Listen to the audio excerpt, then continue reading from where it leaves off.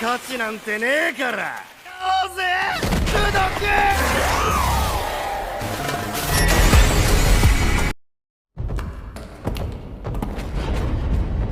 嵐じゃけどどこに当たりがあるかその子たち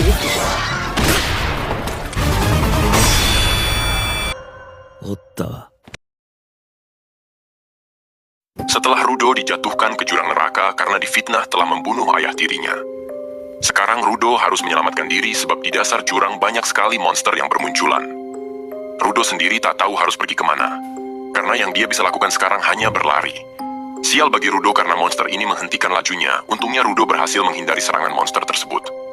Di sini Rudo bingung monster apa mereka karena tubuhnya terdiri dari sampah. Saat melihat tengkorak Rudo kesal kenapa nasibnya begitu malang.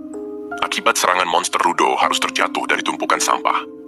Paru-paru Rudo mengalami sesak karena terlalu banyak menghirup udara busuk. Sekarang ini Rudo hanya memikirkan cara bagaimana bisa keluar dari tempat ini. Namun ketika melihat sekitar hanya ada sampah, Rudo pun merasa frustasi. Saat mulut Rudo mengeluarkan darah, para monster langsung bergerak ke arahnya. Di sini Rudo hanya bisa meratapi nasibnya yang akan mati.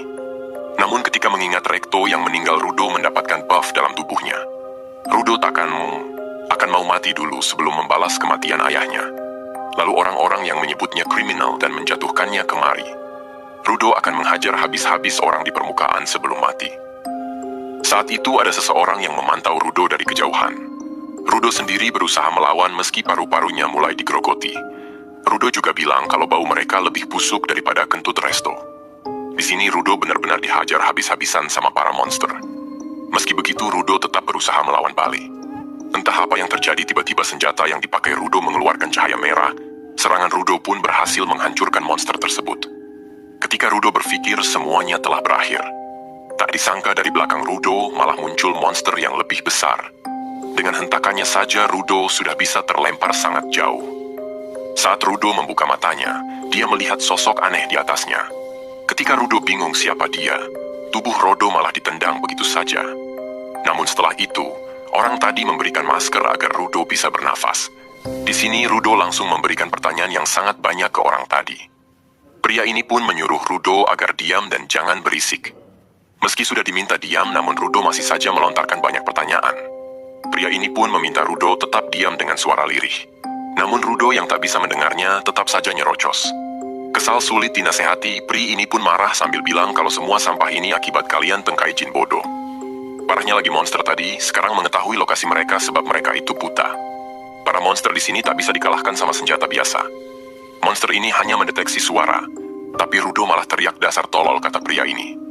Pria lalu menyalahkan Rudo. Akibat dia berisik sekarang para monster jadi mengetahuinya.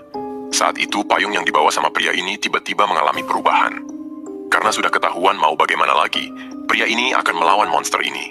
Ketika monster itu menyerang pria ini langsung memutar payungnya hingga membuat monster tadi hancur seketika. Tak sampai di situ saja, monster yang hancur tadi tak bisa meregenerasi tubuhnya. Sekarang pria ini harus melawan banyak sekali monster seorang diri. Namun hal itu tak menjadi masalah sebab pria dengan mudah membunuh monster tersebut. Rudo yang melihatnya hanya bisa bertanya-tanya apakah payung itu merupakan teknologi penduduk Naraku. Andai saja aku memiliki senjata seperti itu, pasti sudah aku hancurkan monster ini. Saat itu bos monster mengeluarkan serangan jarak jauh lewat mulutnya. Namun serangan dengan mudah diblok hanya menggunakan payung. Padahal percikannya menimbulkan ledakan yang sangat besar loh. Pria ini lalu terbang di atas bos monster tadi untuk menyiapkan serangan pamungkas. Di mana payung yang dibawa kembali dirubah ke ukuran yang cukup besar. Serangan tersebut langsung turun tepat di atas kepala monster tadi hingga hancur. Saking kuat serangannya, monster itu hancur tak tersisa. Setelah menghabisi semua monsternya, dia kembali menemui Rudo untuk melihat kondisinya. Pria ini lalu melepaskan topengnya dan memberitahu namanya yaitu Engine, di mana Engine merupakan orang yang tergabung dalam kelompok Sojiya. Setelah memberitahukan namanya, Engine segera memasak lagi maskernya. Saat itu Rudo tak sadarkan diri. Kemudian kita akan dibawa flashback ke masa kecilnya Rudo sama Recto. Di mana Rudo bilang kalau tadi dia dipukuli sama teman-temannya karena bilang benda itu bergerak sendiri. Padahal kata Recto, sebuah benda kalau dijaga dengan baik, dapat dimasuki jiwa. Recto lalu bilang, bukan berarti mereka hidup, tapi cerita itu dari legenda kuno. Meskipun hanya cerita kuno, tapi Recto mempercayainya. Mungkin saja handuk yang dipakai Rudo ini juga punya jiwa sendiri. Mendengar hal itu, Rudo mempertanyakan semua barang yang ada di rumahnya. Tak terkecuali sarung tangan miliknya yang merupakan hadiah dari Resto. Rekto kembali bilang, jika Rudo merawatnya dengan baik, pasti akan ada jiwanya nanti. Saat itulah Rudo terbangun dari pingsannya dan kaget melihat tubuhnya telah diikat. Rudo di sini marah kepada Engine, tapi Engine menasehati apakah seperti itu cara berterima kasih sama orang yang telah menyelamatkannya. Di sini tubuh Rudo diseret, entah akan dibawa kemana sama Engine. Rudo pun kesal sama Engine dan meminta melepaskan rantai yang mengikatnya. Sebab Rudo ingin kembali naik ke atas, namun Engine bilang hal itu tak mungkin. Engine lalu menjelaskan kalau orang bawah menyebut penduduk atas Tenkai. Intinya Rudo tidak akan mungkin bisa naik ke atas sekarang ini, karena tempat Tenkai selalu bergerak. Meski sudah dijelaskan Rudo, tetap memaksa akan pergi ke atas apapun yang terjadi. Rudo sadar kalau Engine pasti mengetahui cara untuk bisa naik ke atas sana. Tapi sebelum itu, Rudo ingin dijelaskan sama Engine tentang dunia ini, monster tadi, serta kekuatan Engine tadi. Rudo ingin mempelajari kekuatan Engine supaya bisa membalas kematian ayahnya dan orang-orang di Tenkai. Karena Rudo tak mau diam, Engine akan menjelaskan tentang tempat apa Kekai itu sebenarnya. Di sini Engine tak mau bicara lagi dan langsung menyeret tubuh Rudo ke suatu tempat. Terlihat di tempat itu ada sebuah kendaraan layaknya di dunia atas. Kemudian Engine akan meninggalkan Rudo tanpa menjelaskan apapun. Saat Rudo kebingungan, tiba-tiba muncul banyak sekali orang di dekatnya. Salah satu dari mereka pun terlihat kebingungan siapa bocah ini sebenarnya. Pria itu lalu mendekat untuk tanya apakah Rudo ini merupakan penduduk Tenkai-jin. Tak mau berspekulasi, pria ini ingin mendengar langsung penjelasannya dari Rudo. Saat Rudo bilang kalau dia dari Tenkai, mereka semua langsung pada senang. Mereka tak menyangka akan bisa melihat sosok Tenkai yang masih hidup. Saat temannya masih ragu, salah satu dari mereka yakin kalau Rudo tak berbohong. Ketika mereka melepaskan ikatan Rudo, Rudo berpikir mereka semua lebih baik daripada Engine. Namun semuanya berubah setelah kedua tangan Rudo malah diikat di dalam truk. Ternyata mereka semua ingin menjual Rudo sebab tubuh Tenkai-jin itu harganya sangat mahal. Mereka sangat beruntung sebab bisa menemukan Tenkai-jin yang masih hidup. Kenapa mereka sangat menginginkan Tenkai-jin? Itu karena mereka sangat membencinya. Akibat Tenkai-jin yang terus membuang sampai ke bawah, udara daerah ini sampai beracun. Tak hanya itu saja, penduduk yang tinggal di bawah banyak yang mati akibat ulah Tenkai-jin. Bahkan dari tumpukan sampah yang menggunakan muncul banyak monster aneh. Mereka yakin saat melihat Rudo, para penduduk akan menyiksanya sampai mati. Agar Rudo tidak mati di perjalanan, salah satu dari mereka memaksa Rudo memakan daging sampah. Mereka yakin pasti penduduk Tenkai-jin memiliki indera perasa sensitif karena tak pernah menyentuh sampah. Mereka pun kembali memasukkan daging sampah ke mulut Rudo. Namun naas bagi pria ini karena dia harus kehilangan jarinya akibat digigit Rudo. Rudo lalu memakan kembali makanan yang mereka anggap sampah tadi. Di mana bagi Rudo makanan ini lebih baik daripada yang selama ini dia makan. Rudo sudah muak sama orang-orang yang bilang tentang Tenkai dan Kekai. Kemudian orang atas dan orang bawah serta sampah dan orang suku. Rudo pun mengeluarkan kekuatan aneh dalam dirinya dan membuat rantai yang mengikatnya hancur. Rudo kali ini tak akan menahan dirinya lagi atas ucapan orang-orang padanya. Dari jauh Engine memantau keadaan Rudo yang akan mengamuk. Saat itu semua benda yang ada di dekat Rudo terlihat bergerak seperti hidup. Rudo lalu menggenggam sebuah rantai dan saat itu matanya menjadi menyala merah. Engine yang melihatnya bilang, kalau orang yang bisa menggunakan kekuatan ini disebut Giver. Di sini pemimpin mereka yang kesal telah kehilangan jarinya menyuruh anak buahnya segera membunuh Rudo. Saat mereka akan menyerang Rudo langsung menggunakan rantainya sebagai cambuk. Mereka tahu betul kalau seorang Giver tak akan bisa berbuat banyak jika senjatanya diambil. Setelah berhasil menjauhkan rantainya, Rudo mengambil band untuk dijadikan senjata. Betapa terkejutnya mereka dan Engine saat melihat Rudo tak hanya memiliki satu senjata doang yang bisa diubah. Serangan Rudo pun membuat semuanya tak sadarkan diri. Tinggal pemimpinnya yang tersisa dan hanya bisa mengoceh tak karuan. Saat Rudo hendak menyerangnya, Engine muncul dan mencegahnya. Di sini Rudo kembali sadar dan semua benda di sekitarnya pun mulai berjatuhan. Kepala pemimpin pun kejatuhan benda hingga dirinya juga jatuh pingsan. Rudo sendiri masih bingung sama apa yang terjadi barusan. Saat dirinya mengingat perkataan Resto tentang sebuah benda memiliki jiwa, ternyata beneran terjadi. Engine menjelaskan kalau kekuatan yang dikeluarkan Rudo pasti akan menguras tenaganya. Engine lalu meminta maaf kepada Rudo karena sudah mengujinya tadi buat memastikan kekuatannya. Engine akan menjelaskan semua yang Rudo tanya kepadanya. Namun sebagai gantinya, Rudo harus mau bergabung ke pasukan Sojiya. Di sini Rudo hanya bisa bengong doang sambil menatap ke arah Engine.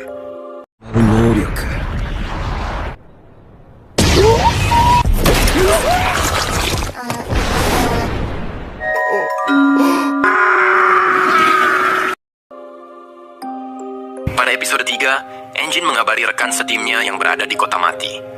Engine bilang kalau dia telah menemukan anak yang memiliki bakat alami di daerah Kinkin.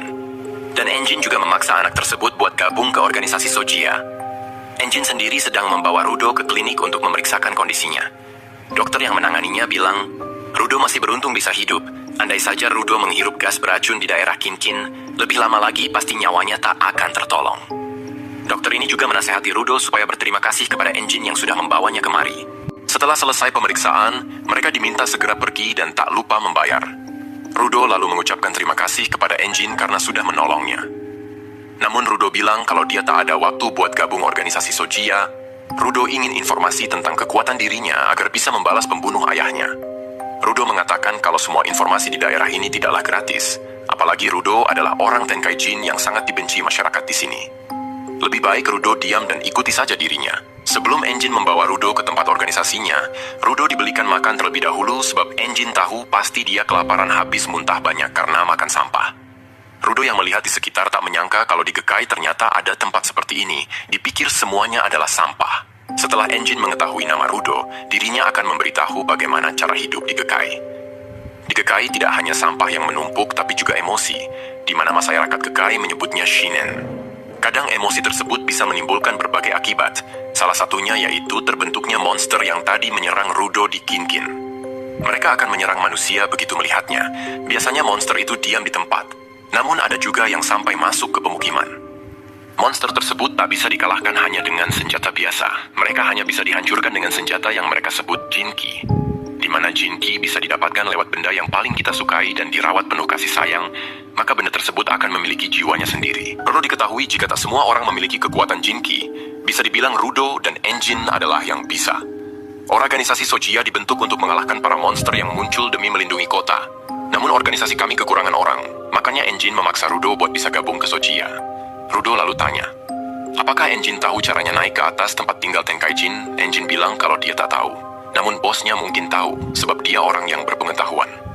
Jadi jika Rudo ingin mendapatkan informasi tersebut, maka dia harus bergabung ke dalam organisasi Sojia. Engine lalu tanya dari mana sarung tangan yang dikenakan Rudo. Rudo bilang dari ayahnya. Di mana benda ini adalah satu-satunya yang mengingatkan dia pada almarhum ayahnya. Engine lalu sadar kalau kekuatan Rudo berasal dari situ, karena benda tersebut sangat berharga dan pasti dirawat dengan sepenuh hati. Setelah menjelaskan cara hidup di Gekai, Engine akan meninggalkan Rudo sebentar. Sebelum Engine pergi, Rudo mengucapkan terima kasih padanya karena sudah banyak membantunya. Engine lalu memberikan uang sedikit buat Rudo mungkin pengen jajan sesuatu. Di sini Engine jujur kalau uang yang dia gunakan buat Rudo tadi dan sekarang adalah hasil dari menjual pakaiannya. Namun itu lebih baik sebab pakaian Tenkai bisa membuat Rudo dalam masalah. Mendengar hal itu, Rudo langsung marah. Kupikir beneran baik, ternyata ini uangku juga toh anjir. Saat Rudo lagi marah-marah, uangnya malah diambil sama kucing jalanan. Rudo pun langsung mengejarnya, sebab hanya uang itu yang dia miliki. Dalam pengejaran tersebut, Rudo merampas tongkat milik seseorang buat menangkap kucing tersebut. Setelah Rudo berhasil menangkapnya, muncullah sosok pria pemilik tongkat tersebut. Saat pria ini meminta tongkatnya dikembalikan, Rudo malah tak merasa bersalah. Pria ini pun jadi kesal dan mengambilnya dengan paksa. Sebagai ganjaran telah mencuri barang seseorang, pria ini akan menghajar Rudo, di mana tongkat tadi tiba-tiba berubah menjadi senjata aneh. Rudo yang melihatnya yakin pasti pria ini juga orang Sojia seperti Engine. Saat pria ini menyerang, untung saja tak mengenai masa depan Rudo. Di sini Rudo bilang kalau dia hanya meminjam tongkatnya buat menangkap kucing kok. Pria ini bilang pas banget buat melatih Rudo karena udah membuatnya kesal. Pria ini lalu memperkenalkan dirinya yang bernama Zanka Nichiku. Saat Nichiku menyebut ayah Rudo yang tidak becus mendidik anaknya, Rudo pun langsung marah. Di saat itu Rudo mengingat perkataan Rekto agar Rudo jangan mudah marah. Rudo diminta buat mencari tahu keinginan orang tersebut. Di sini Rudo sadar betul kalau tindakannya yang mengambil tongkat milik Nichiku salah. Seandainya sarung tangannya diambil, dia juga bakal marah besar. Di sini Rudo lalu meminta maaf pada Nichiku atas tindakannya tadi. Nichiku pun memaafkan Rudo dan meminta maaf balik karena sudah emosi. Sebab kalau menyangkut senjatanya, dia gampang marah. Rudo tak menyangka kalau dirinya bisa mendinginkan suasana. Nichiku lalu menyambut Rudo yang merupakan anggota baru di organisasi Sojia. Rudo lalu ditanya, apa Jinki miliknya? Rudo menjawab sarung tangan ini. Ketika Rudo melihat ekspresi Nichiku yang tersenyum, dia kembali mengingat nasihat Rekto. Di mana Rekto dulu bilang agar Rudo harus mudah tersenyum sama orang baru biar akrab. Saat Rudo mencobanya, wajahnya malah terlihat seperti mengejek. Nijiku pun langsung marah padanya karena dianggap main-main. Saat Rudo bilang kalau itu senyuman terbaiknya, Nijiku mengatakan kalau tadi adalah wajah paling menyeramkan. Ketika Rudo mencoba lagi, malah tambah buruk. Nijiku yang tadi sudah memaafkan sekarang benar-benar marah besar. Akhirnya mereka berdua malah adu bacot karena kesalahpahaman yang terjadi. Saat itu Nijiku mengatakan kalau tujuan hidup Rudo pasti lelucon. Di sini Rudo langsung marah.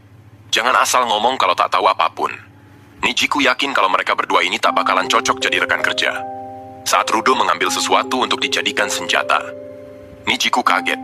Sebab apa yang dibilang Enjin tentang semua barang yang diambil Rudo bakalan jadi senjata itu beneran. Meskipun Rudo dianggap memiliki bakat alami, namun Nijiku yakin dia tak akan bisa dikalahkan karena Rudo itu masih pemula. Saat itu Rudo langsung kaget sama serangan dadakan dari Nijiku. Di sini Rudo diserang terus-menerus sama Nijiku dengan senjatanya. Rudo yang mencoba membalas dengan mudah dihindari, sebab kecepatan mereka berbeda jauh. Bahkan serangan Nijiku akhirnya berhasil mengenai telah tubuh Rudo. Ketika Nijiku mencium sesuatu di pipinya, dia benar-benar kaget karena ini Taik. Nijiku lalu bilang, "Lo gila ya pakai senjata sedot WC?" Rudo yang tak tahu apa maksudnya masih bingung, emang senjata miliknya kenapa? Rudo lalu mengayunkan senjata tersebut ke arah Nijiku berkali-kali. Nijiku yang takut kena Taik pun memilih untuk kabur saja. Rudo yang menganggap senjatanya ini efektif, segera mengejar Nijiku untuk balas dendam. Akhirnya mereka malah kejar-kejaran, di mana Nijiku benar-benar takut terkena Taik lagi. Sial banget bagi Nijiku yang harus menghindari seekor kucing yang lewat seenaknya. Akibat dirinya lengah, Rudo melancarkan serangan pamungkas, hingga membuat tubuh Nijiku dibanjiri Taik. Nijiku pun langsung sok berat dibuatnya. Singkat cerita, Enjin datang menemui Rudo pakai mobil. Melihat mereka berdua lagi bersama, Enjin berpikir keduanya sudah akrab. Saat di dalam mobil, Enjin tak bisa menahan tawannya ketika Rudo mengalahkan Nijiku pakai Taik. Terlihat Nijiku sangat malu. Rudo yang baru tahu pun juga jadi malu sekarang. Enjin bilang kalau Nijiku itu termasuk anak orang kaya di Kekai. Diserang pakai berak dong. Enjin lalu bilang pada Rudo kalau Nijiku akan menjadi pelatihnya, sebab dia hebat dalam menggunakan Jinki. Mendengar pujian dari Enjin membuat Nijiku merasa senang. Di belakang sendiri ternyata juga ada anggota lain bernama Ryo yang lagi tiduran. Di mana Ryo ingin melihat sendiri sosok Rudo yang merupakan anak berbakat. Ryo yang melihat Rudo pertama kali malah jatuh hati sama rambutnya. Di mana Rudo hanya bisa diam tanpa berkata apapun. Perjalanan mereka sendiri akan menuju markas Sojiya yang merupakan tempat tinggalnya. Setelah melakukan perjalanan cukup panjang, akhirnya mobil yang dikendarai Enjin sampai juga di tempat organisasi Sojiya. Rudo yang masih kebingungan pun disambut Enjin atas masuknya dia ke organisasi ini. Terlihat markas organisasi Sojiya begitu besar, di antara bangunan lain yang pernah dilihat Rudo. Setelah masuk ke dalam gedung, teman-temannya yang lain meninggalkan Rudo, sedangkan Rudo diajak Enjin ke tempat resepsionis dulu buat melakukan pemeriksaan sebelum bergabung. Saat lagi menjelaskan, Rudo terkejut dengan gerakan resepsionis yang begitu cepat dalam membunuh lalat. Wanita ini bernama Shimeo, dan kemampuan Jinkinya adalah kacamata. Ketika Shimeo memfokuskan diri ke kacamata, dia dapat melihat sifat asli seseorang beserta Jinkinya. Rudo pun langsung dicek lewat kacamata super tersebut. Betapa kagetnya Shimeo saat melihat sesuatu yang tak pernah dia lihat sebelumnya di dalam diri Rudo. Shimeo lalu bilang kalau Rudo tak perlu melatih tubuhnya sebab dia sudah cukup atletis, namun hanya penggunaan instrumen sarung tangannya saja yang harus dilatih. Terlihat Shimeo masih menyembunyikan sesuatu yang janggal dan membuat Enjin penasaran. Namun Enjin tak berani menanyakan lebih dalam.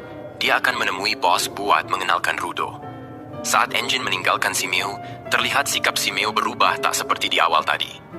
Sebelum menemui bos, Enjin cerita kalau ada 100 orang yang tergabung di organisasi Sojiya. Tugasnya pun berbeda-beda, karena tugas tersebut jarang semua orang ada di gedung ini sekaligus. Enjin akan mengajak Rudo ke tempat kumpulnya anggota dulu. Pasti tidak terlalu banyak yang muncul. Namun saat pintunya terbuka, tak disangka banyak sekali anggota Sojiya di sana. Enjin lalu menutup kembali pintunya sebab terlalu ramai untuk dikenalkan pada Rudo. Singkat cerita, akhirnya mereka berdua telah sampai di depan ruangan bos. Sebelum masuk, Enjin menasehati Rudo agar jangan langsung tanya bagaimana bisa pergi ke Tenkai Jin. Enjin sudah pernah bilang kalau di sini semua informasi itu tidaklah gratis. Rudo harus bilang sendiri kalau dia mau bekerja di sini sebagai gantinya. Dan yang paling penting, jangan pernah tanya mengenai Jinki milik bos. Untuk Jinki miliknya yang dia kasih tahu tadi karena terpaksa. Semua anggota di sini tak pernah berani tanya tentang kemampuan milik bos. Meski begitu, mereka sangat loyalitas padanya karena begitu menghormatinya. Setelah mendapatkan nasihat, Rudo sudah siap untuk menemui bos, tapi di ruangannya malah kosong. Saat itu Shimeo muncul memberitahu kalau saat ini bos lagi keluarga dan tak tahu kapan kembalinya. Rudo pun bingung apa yang harus dia lakukan selanjutnya. Engine sendiri tak tahu sebab semua keputusan ada di tangan bos mereka. Saat itu muncul Ryo yang mengajak Rudo melihat bagaimana dia bekerja. Di mana Rudo akan dijadikan Ryo sebagai petatar. Terlebih lagi Ryo sangat penasaran sama Rudo. Rudo pun hanya bisa terpaksa mengikuti keinginan Ryo sampai bos kembali ke markas. Kemudian Shimeo menjelaskan pada mereka permintaan klien mengenai monster sampah yang mendekati brigade di daerah zona tercemar. Tugas mereka hanya memastikan agar brigade itu aman tak dihancurkan. Rudo di sini masih belum mengerti tentang zona tercemar sebab tak diberitahu sama Engine. Shimeo lalu menjelaskan kepada Rudo jika di Gekai terbagi menjadi beberapa wilayah. Ada zona aman yang ditempati para manusia. Lalu ada zona tercemar yang dihuni para monster sampah. Dan lokasi tempat Rudo jatuh adalah zona tercemar yang sangat berbahaya dan daerah itu dinamai Kinkin. Di Gekai sudah ada tempat Kinkin yang terkonfirmasi. Biasanya orang akan langsung mati jika berada di sana. Bahkan untuk para giver sendiri kesulitan buat mengalahkan monster di sana. Shimeo lalu tanya, sedang apa Engine pergi ke tempat berbahaya tersebut? Dengan entengnya Engine bilang hanya jalan-jalan doang. Shimeo bilang agar selalu memakai masker saat berada di zona tercemar, itu semua demi kesehatan. Sebab Rudo bisa mati dalam 15 menit di daerah Kinkin jika tak memakai masker. Singkat cerita, Ryo dan timnya sudah sampai di lokasi, di mana Rudo diminta untuk mengamati saja. Rudo yang melihat zona tercemar, hanya melihat itu sebagai sampah biasa. Rudo penasaran apakah orang-orang di Tenkai mengetahui ada kehidupan di bawah sini. Atau mereka sudah tahu, namun tetap mengirim orang dan sampah ke sini. Saat Rudo melihat lebih detail, sampah-sampah itu seperti harta karun buatnya. Di sini Rudo tanya pada Ryo sebenarnya siapa yang ikut sama mereka. Ryo bilang kalau semua orang ini merupakan support dan tak memiliki kemampuan Jinki. Meski begitu, mereka sangat penting bagi yang bisa menggunakan Jinki. Saat itu salah satu support mengajak jabat tangan Rudo. Namun yang tak disangka tangan Rudo dicengkeram begitu kuat. Ryo lalu bilang kalau cengkeraman orang ini begitu kuat hingga dapat menghancurkan cangkang monster sampah. Rudo sadar kemampuannya masih jauh, tapi dia harus cepat beradaptasi agar tidak menjadi beban. Saat itu Ryo dipanggil kalau ada monster sampah yang muncul dekat pembatas. Ternyata monster yang muncul adalah kawanan hewan seperti antelope. Rudo panik. Apakah mereka akan melawan kawanan tersebut? Ryo menenangkan Rudo kalau monster itu lambat dan tidak kuat. Jadi cocok banget untuk dijadikan latihan bagi Rudo. Tiba-tiba muncul monster baru kayak banteng yang langsung menabrak pembatas. Rudo pun terlihat makin panik, apalagi brigadenya sudah mau hancur juga. Rudo menyarankan kepada Ryo buat memanggil bala bantuan, namun Ryo masih tetap santai karena ini masih dalam kendalinya. Ryo yakin pasti sudah tak ada monster yang lebih besar lagi bakalan muncul. Ryo lalu mengajak Rudo membuat pesta penyambutan kedatangannya di Gekai. Melihat sikap Ryo yang santai membuat Rudo bingung, padahal ini taruhannya nyawa loh. Ryo lalu mengatakan, jika ingin hidup di Gekai otak mereka harus tenang. Rudo lalu ingat kalau Engine juga sangat santai dan tak mudah panik. Saat Rudo ingin menenangkan otaknya, tiba-tiba monster yang sangat besar muncul. Rudo di sini hanya bisa bengong sambil tetap fokus buat tenang. Sedangkan Ryo malah makin bersemangat untuk melawan monster tersebut. Ryo lalu mengeluarkan Jinki miliknya yaitu gunting rambut. Sebelum melawan yang besar, Ryo bakal pemanasan dulu. Saat guntingnya dilempar ke atas, tiba-tiba bentuknya menjadi sangat besar. Ryo lalu menggunakan senjata tersebut dengan kakinya untuk membunuh para monster. Rudo yang melihatnya bingung kok pakai kaki sih. Salah satu support lalu bilang kalau setiap pengguna Jinki boleh menggunakan senjatanya dengan cara apapun. Meskipun terlihat tidak sopan, tapi itu lebih efektif bagi Ryo.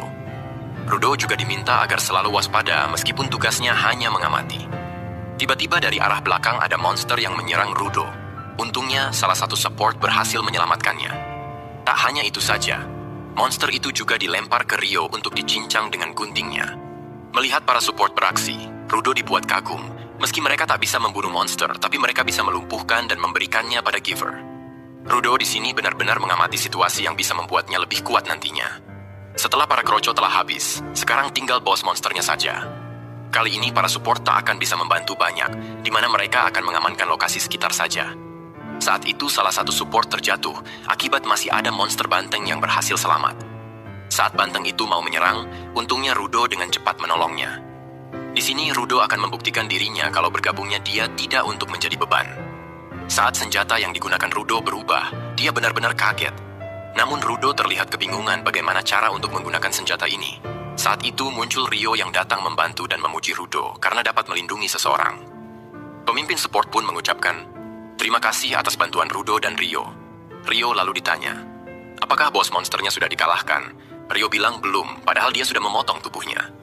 Baru kali ini Rio melihat ada monster yang tak bisa hancur dengan senjata Jinki. Meski begitu, Rio akan terus menyerangnya sampai monster itu benar-benar tumbang. Para support sendiri akan memberikan laporan tentang janji baru dan memberitahu warga sekitar agar mengungsi dulu.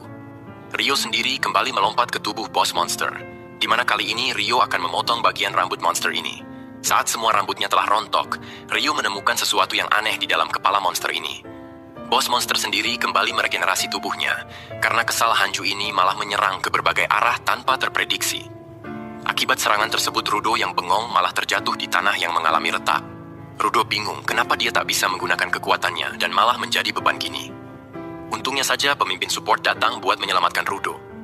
Rudo lalu dinasehati jika dia memiliki tujuan maka kejarlah sampai itu tercapai. Saat itu Rio menemukan titik lemah dari Hanju ini, di mana serangannya langsung menusuk tepat di cahaya dalam kepala Hanju. Akhirnya Hanju tadi hancur juga dan tak bisa beregenerasi lagi.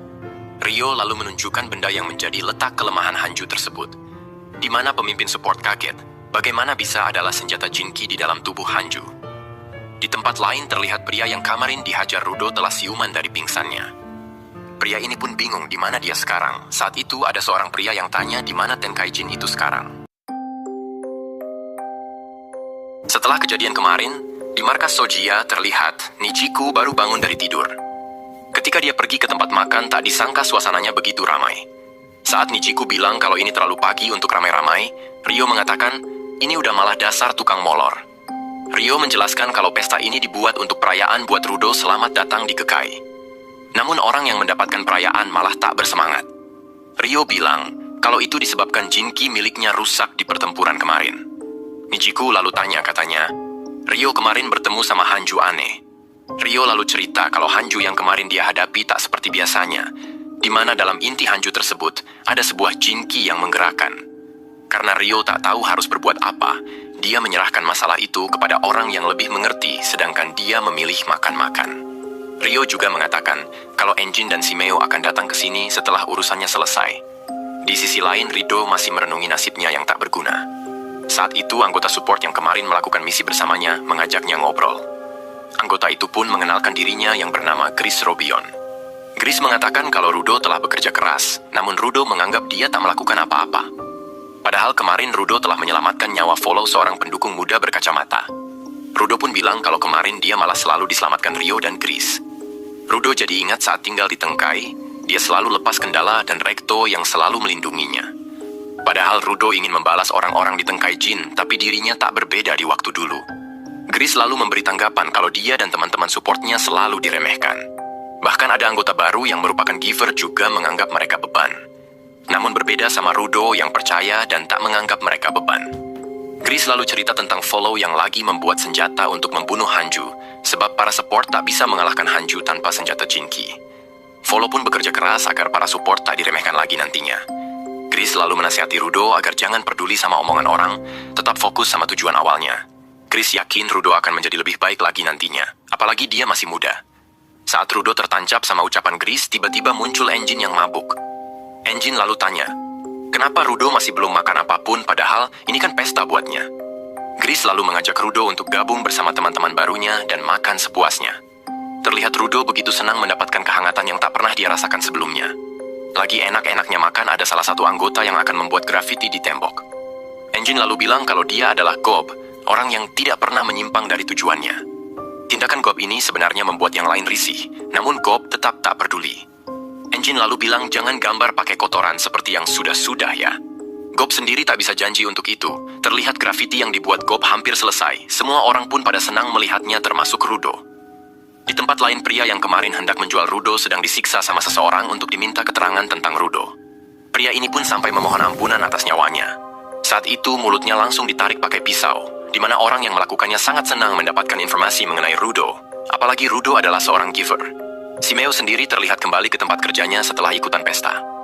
Saat itu ada permintaan yang masuk, di mana akan ada misi baru. Singkat cerita, Nichiku dan kelompoknya bersama Rudo akan melakukan sebuah misi. Nichiku tanya kenapa Rudo ikut mereka, soalnya Rudo ini masih belum terdaftar resmi menjadi anggota. Shimeo mengatakan kalau misi permintaan ini ada hubungannya sama Rudo. di mana yang meminta bantuan habis diserang sama monster dan muatannya telah dicuri. Di mana muatan tersebut ada tengkai jin di dalamnya yang masih hidup. Mungkin dengan ikut Rudo dalam misi kali ini bisa mengetahui cara untuk naik lagi ke atas.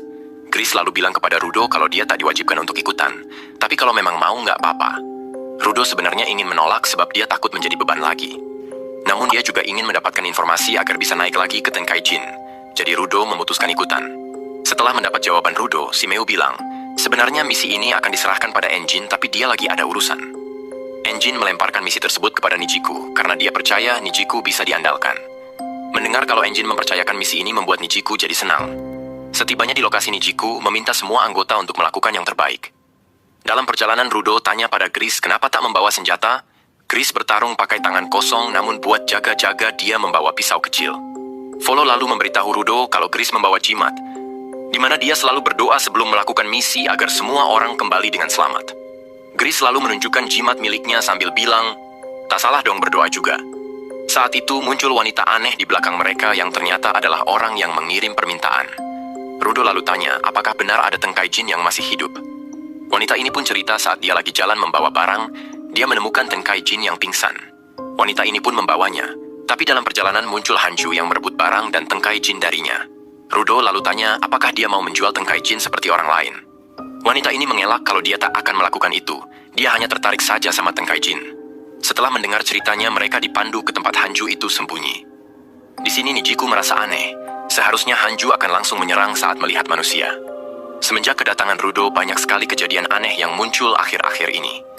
Akhirnya mereka sampai juga, di mana wanita ini menunjukkan bangunan yang menjadi persembunyian Hanju. Sebelum masuk ke dalam bangunan, Nijiku memperingati mereka buat hati-hati.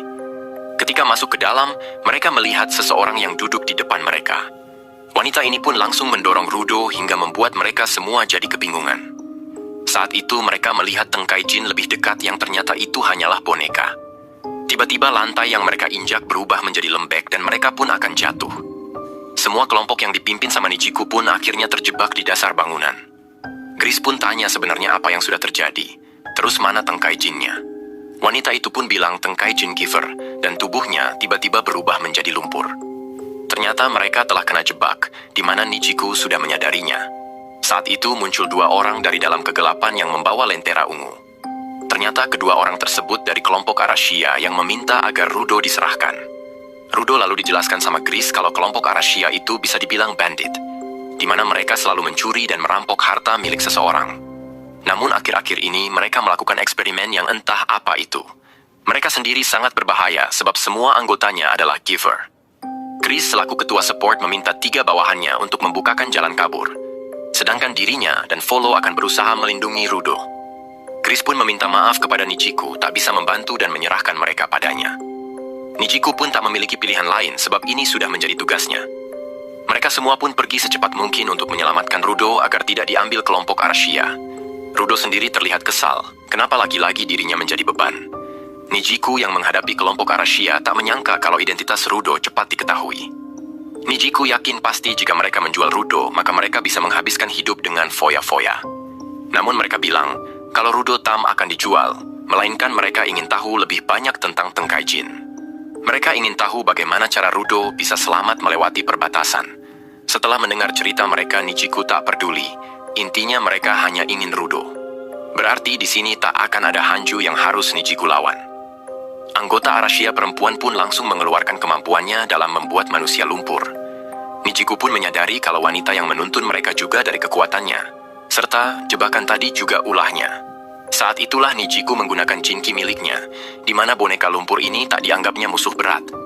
Namun yang tak disadari sama Nijiku kalau salah satu boneka lumpur tadi ada manusia sungguhan, akibatnya Nijiku terlempar kena pukulan. Pria botak itu pun menganggap kalau Nijiku tak sepintar kelihatannya. Mereka yakin Nijiku pasti kalah sebab dia tak pernah bertarung melawan manusia sebelumnya. Pengguna kemampuan ini akan memainkan Nijiku sampai dia kalah. Di sini Nijiku benar-benar dibuat kewalahan menghadapi mereka berdua. Apalagi Nijiku tak memiliki rencana melawan kemampuan seperti ini. Saat Nijiku terlempar, wanita tadi bilang kalau dia juga sudah merubah tanah di sekitar sini jadi lumpur. Benar saja tubuh Nijiku pun terjebak ke dalam kubangan lumpur. Di sini merasa kasihan sama Nijiku karena hanya sendirian melawannya. Sebab tak ada dari kelompok mereka yang bisa. Tinggal menunggu Nijiku tenggelam, maka Rudo akan menjadi milik mereka. Nijiku pun merasa kesal telah diremehkan. Padahal Nijiku sudah tahu semua kemampuan mereka hanya dengan melihatnya saja. Mendengar ucapan Nijiku, kedua anggota Arashia pun terkejut. Nijiku lalu menjelaskan kalau Jinki si wanita adalah sekop, sedangkan Jinki si pria adalah sandal salju. Nijiku yakin mereka dijadikan partner sebab keduanya memiliki kemampuan yang cocok. Namun mereka tak sadar telah melawan seseorang yang sudah mengerti betul Jinkinya. Di mana setiap hari Nijiku selalu bertanya pada Jinkinya dan merawatnya dengan sangat baik, layaknya teman. Tak terima sama ucapan Nijiku wanita ini, langsung mengerahkan semua boneka lumpur untuk menyerang. Namun kali ini Nijiku menancapkan tongkatnya sangat keras ke tanah. Hal itu membuat Nijiku bisa mengetahui mana dari boneka lumpur ini yang ada manusianya. Setelah Nijiku menemukannya, dia langsung bergerak dengan cepat untuk menghabisi kedua anggota Arashia. Saat Nijiku berpikir semuanya telah berakhir, tak disangka di belakang Nijiku muncul musuh baru hingga membuatnya kaget. Pria ini adalah yang kita lihat saat membantai penjual budak demi mendapatkan informasi tentang Rudo. Di tempatnya Rudo, terlihat semuanya pada bergegas untuk keluar dari dalam gedung. Saat itu mereka menemukan sebuah pintu menuju atas, di mana itu adalah tangga gedung. Chris pun menyuruh beberapa bawahannya untuk segera naik dan secepatnya meminta bantuan. Sedangkan dirinya akan kembali ke tempat Nijiki untuk memastikan dia baik-baik saja. Saat itu, Chris mendengar langkah kaki mendekat ke arah mereka yang dipikir adalah Nijiki. Namun anggapan Chris salah, sebab yang muncul adalah anggota Arashia yang lain. Pria ini lalu melihat Rudo untuk memastikan ciri-ciri tentang dirinya sama persis. Setelah yakin kalau Rudo adalah orang yang sedang dia cari, pria ini dengan cepat menghancurkan jalan keluar mereka. Sekarang mereka akan terkurung di dalam gedung. Hal ini membuat Chris merasa khawatir. Chris lalu bilang pada anggota Arashia, jika dia menangkap Rudo yang telah menjadi anggota Sojia, maka mereka semua akan menjadi musuh Sojia. Bukannya menanggapi pernyataan Chris, pria ini malah bilang kalau dia tak begitu handal dalam menentukan arah. Akibatnya dia harus terlambat dan melihat rekannya pada tumbang sama Nijiku. Chris pun kembali bertanya, apa yang sudah dia lakukan pada tekan kami bernama Nijiku? Namun pria ini tak kembali menjawab dan malah menyuruh Rudo untuk ikut dengannya. Pria ini lalu mendekati Rudo dan segera melepas maskernya, sebab alat ini tak diperlukan karena tak ada hanju di sini. Rudo lalu tanya, apa yang sudah dia lakukan kepada pria pembawa tongkat? Dengan entengnya dia menjawab kalau pria yang ditanya Rudo telah dibuatnya pingsan, namun cara pingsannya dengan cara diracun. Pasti sekarang Nijiku menikmati racunnya. Pria ini kemudian mengeluarkan kekuatan Jinkinya, agar Rudo ikut tanpa melawan. Namun hal itu tak dibiarkan sama Gris dan Volo yang langsung menyerangnya. Sayangnya serangan mereka bisa dihindari dan malah mereka yang terkena serangan balik. Ketika melihat Volo yang membawa tongkat, pria ini bilang kalau dia memiliki potensi. Sedangkan untuk Gris, pria ini bilang kalau Gris hanya menjadi beban dan harus dibunuh. Gris pun tak peduli, di mana dia akan tetap melindungi rekannya apapun yang terjadi. Pria ini kembali bilang kalau anggota support seperti dirinya tak akan mungkin bisa berbuat banyak. Rudo sendiri sadar betul dan menyuruh Gris agar tak melindunginya, sebab dia tak memiliki senjata. Biar Rudo sendiri yang akan melawan pria itu. Pria ini lalu bilang agar Rudo jangan marah, sebab Gris sepertinya telah mati. Itu karena senjatanya yang beracun telah menusuk dadanya. Dengan cepat perut Gris pun dirobek. Melihat temannya akan tewas, hati Rudo menjadi terguncang dan tatapannya jadi kosong. Saat itu jimat yang selalu dibawa Gris terlempar akibat serangan tadi. Di sini Rudo hanya bisa menyaksikan temannya tewas tanpa dia bisa melakukan apa-apa. Saat itulah Rudo kembali mengingat akan Rekto yang kematiannya hampir sama seperti Gris. Kemudian kita akan dibawa flashback, di mana Rekto masih hidup. Saat itu Rekto yang masuk ke dalam ruangan melihat Rudo menyakiti dirinya sendiri. Dengan cepat Rekto segera menghentikan tindakan Rudo tersebut. Rekto lalu tanya, kenapa Rudo menyakiti tubuhnya sendiri? Rudo pun bilang, karena dia sudah janji sama Rekto agar tidak lagi menyakiti orang lain. Mendengar jawaban Rudo, membuat Rekto sampai tak habis pikir.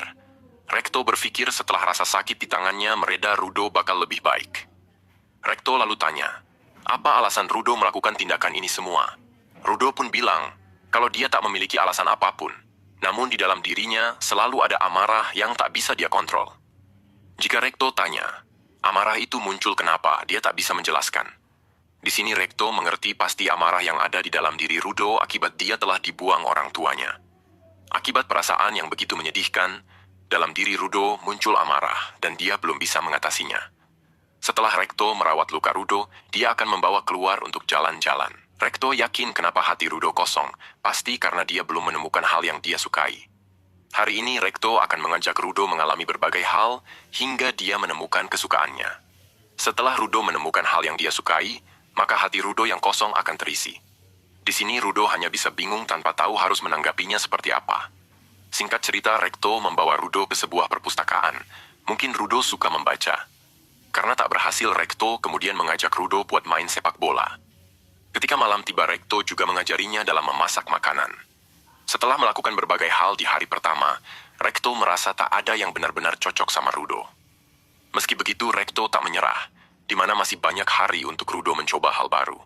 Saat itu, di seberang tembok Rudo melihat orang baik-baik sedang membuang sampah. Rudo lalu tanya, apa yang tadi orang itu lakukan? Setelah mendengar jawaban Rekto, Rudo langsung pergi ke tempat sampah tersebut. Rekto sendiri merasa bingung apa yang sebenarnya ingin Rudo lakukan. Saat itulah Rudo tiba-tiba menangis, di mana Rekto hanya terdiam melihatnya. Rekto lalu tanya, apa yang Rudo rasakan? Rudo menjawab kalau benda ini masih bisa diperbaiki, kenapa malah dibuang? Saat itu Rekto tahu, kalau Rudo bisa melihat nilai sebuah benda yang orang lain anggap sampah. Kembali ke masa sekarang, di mana Rudo akan mengeluarkan jiwa di dalam jimat Gris. Gris yang ternyata masih hidup, jadi tahu cara kerja kekuatan Rudo. Di mana Rudo yang dikatakan bisa membuat senjata Jinki dari barang apapun ternyata salah. Karena yang sebenarnya, Rudo bisa mengeluarkan nilai penuh dari sebuah barang yang dianggap tak berguna. Saat itulah jimat milik Gris berubah bentuk layaknya sebuah Susanu. Hal itu membuat pria Arasia terpukau.